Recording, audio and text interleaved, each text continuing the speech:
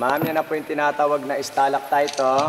Yung formation yan parang ice cream with chocolate flavor, ma'am. Natutunaw na ice cream, ha? Sir, galing tayo ng cathedral, mamalingki na tayo. Fruits and vegetable section. Sir, straight light, yan na yung kakao. Yan o, yung bunga ng kakao. Yung ginagawan tsokolate or cocoa, di ba? Sir, right down, garlic. Right down. Oo nga yun. Higher, garlic. Ayan o, yung bawang. Ma'am, may garlic na po, di ba, ma'am? Sir, sa harapan nyo may corn. Higher up. Ayan na yung mais. Picture na ninyo, ha, para pagpa-develop nyo, luto na. Ma'am, sweet corn. Sir, sa kaliwa may malaki. Kaliwa, giant mushroom. Sir, yung mushroom, sir, lalaki. Kasi may ebidensya sa taas. Huwag na yung ilawan, sir. Umiinit na, sir. Sir, yung katabi ng mushroom, papaya. Ayan, behind of mushroom, papaya po. Fruits and vegetable section, ha. Dagdagan pa natin. Right, other side. Left, konti lang po. More left, down. Yan na yung cucumber. Yung bilog. Taas. Yan na, yung pipino, di ba? Yung katabi ng cucumber, ano yan, sir? Mais. Sayote. May mais na kanina, sayote. Forward, pitsay bagyo. Higher.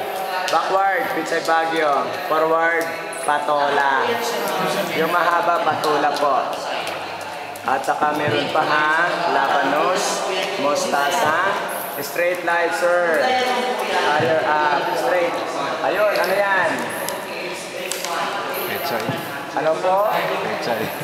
Puso ng saging. Di ba, banana blossom? Tandaan nyo, ha, pagbalik nyo, already banana na yan. Sir, down sa right. Ayan yung dinding, oh. Yung bunga ng malunggay, carrots or ampalaya. Sir, may pansahog na tayo sa gulay. Ang daming buns. Sir, yung paniki, ang dami sa taas. Forward nyo, mahirap magtingala. Ayan, oh. Ma'am, sabi ko, estimated 40,000 yung bats kanina. Nasa 80 species na na-identify. Lahat naman sila matatawag na insect bats po. Hindi sila yung fruit bats, ha? Nasa mangrove, nasa subic po, or nasa mga islands yung malalaking bats po. Kaya maya-maya lang konti, ha? Yung pinakamataas na ceiling namin po. Kaya meron lang akong reminder. Pag tumingala kayo sa taas, ma'am, close your mouth lang, ha? Kasi marami ako nakikita ang pumapatak. Hindi ko lahat. Sigurado mineral water yon. Sir, right down, sir. Down right. Right pa konti. Ayan, iniilawan nyo right pa. Ma'am, bird na yung iniilawan natin. Anong bird yan, sir? Angry bird. Right po. Ayan, no, eagle. Ay, oo. Ma'am, eagle na po, oh. Di ba may bird formation, ha? Eagle po yan. Pwede ring parrot, sabi nila ng iba. Sir, forward na konti. Right, forward lang. Higher up. Forward. Down. Ayun, no, may taong nakatalikod. May kasama siyang dog. Sabi nila si San Roque yan, ha? Si San Pedro kasi manok ang katabi nun.